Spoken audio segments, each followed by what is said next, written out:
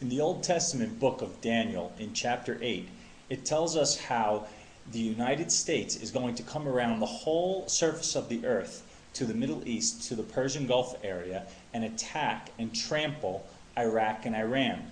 I know this sounds incredible, and you've probably never heard this prophecy before because it's been misinterpreted for probably thousands of years since it was first written.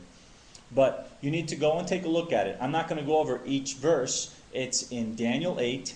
It's a pretty simple chapter to read, but I'm going to give an outline and explain some of the what you're going to see there.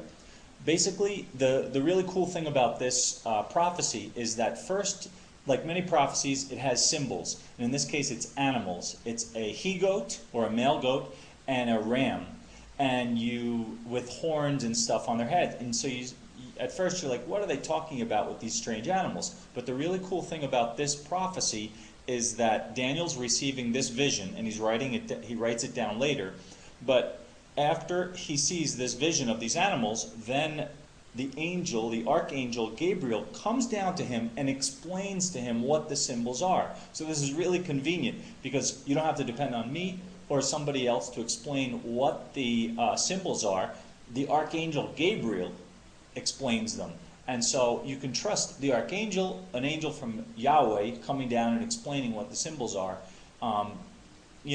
When you read other scriptures, you might have doubts if somebody gives it a certain interpretation. Now, there will be a little bit of interpretation here, but let's look at this. First of all, let me tell you what this has been interpreted to mean for at least hundreds of years, maybe thousands of years. People have thought that this was talking about Alexander the Great from Greece, coming in and conquering the Middle Eastern countries and going all the way across Iraq and Iran, and he made it halfway through India. Now, I'm going to definitely prove that it was not Alexander the Great. It couldn't be. It could have been a partial first fulfillment. You see, if you've studied a lot of prophecy, then you probably know about dual fulfillments of prophecies.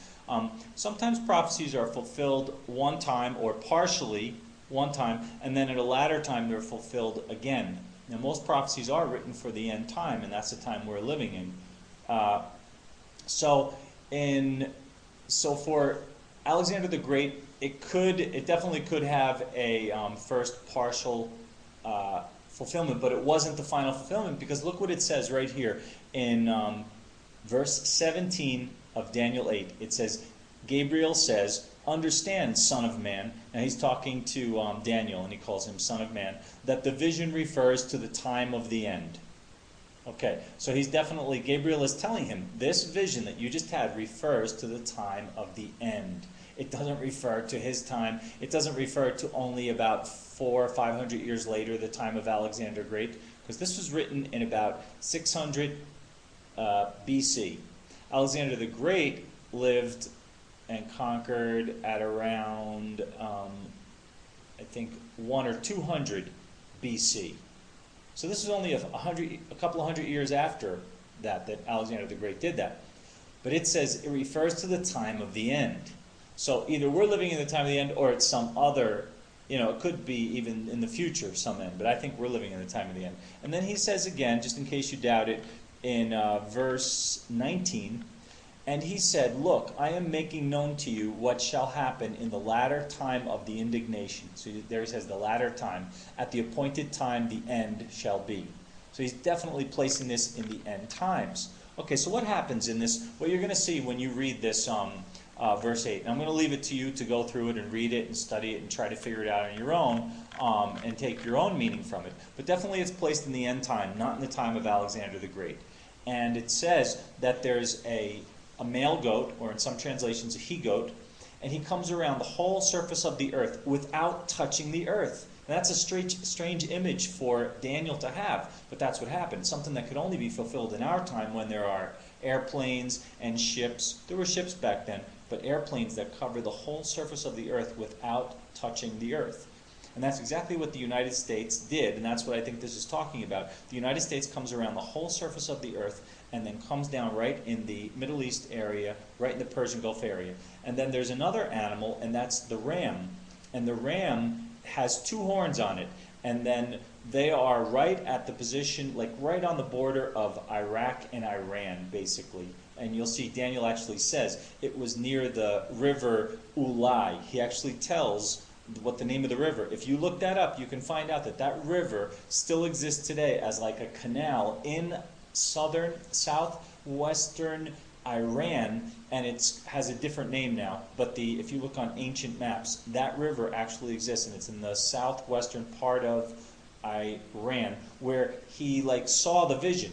He was actually living in Babylon, which was in Iraq, but he saw the vision at right there, and also at Shushan or Susan or Susa. It has a few different names. It's an ancient like temple and ruins in western Iran. Okay, so what happens? This goat comes across the whole surface of the earth, and it attacks and breaks the horns and just tramples the ram with the two horns.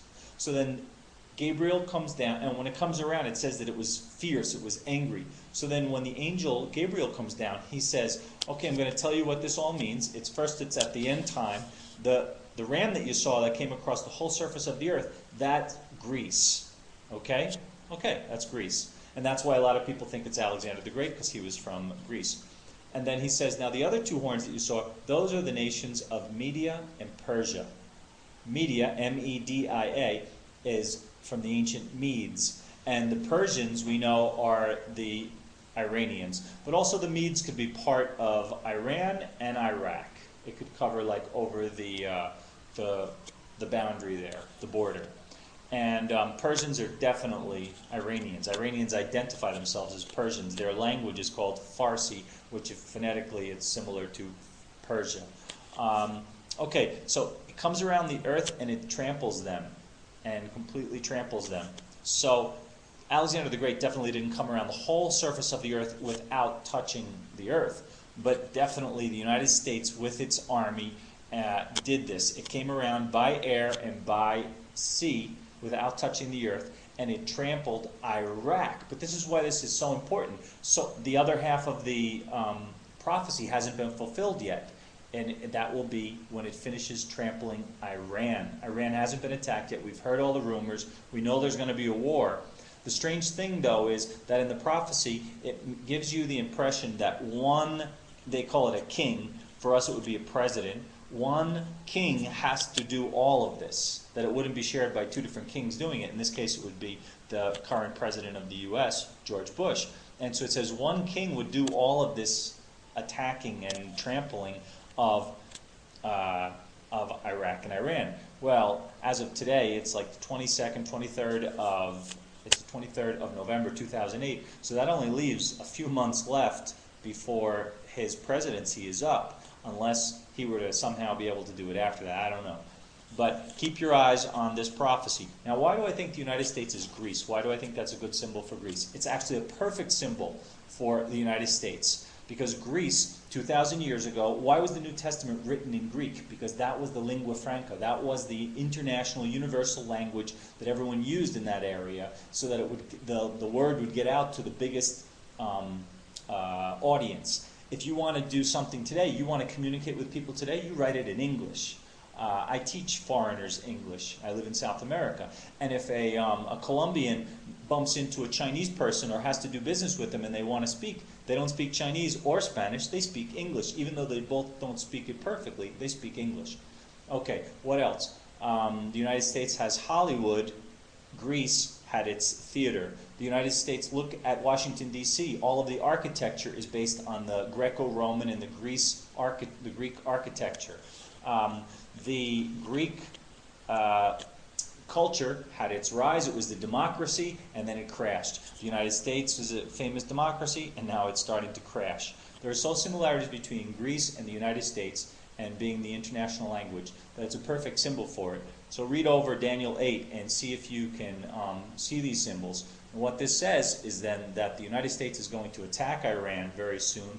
After it happens, though, I'll leave that in part 2. What we're going to see what happens after they attack Greece. It's not going to be very happy. It's not going to be a very nice thing. It'll be similar to something that happened to Germany in World War II, after World War II.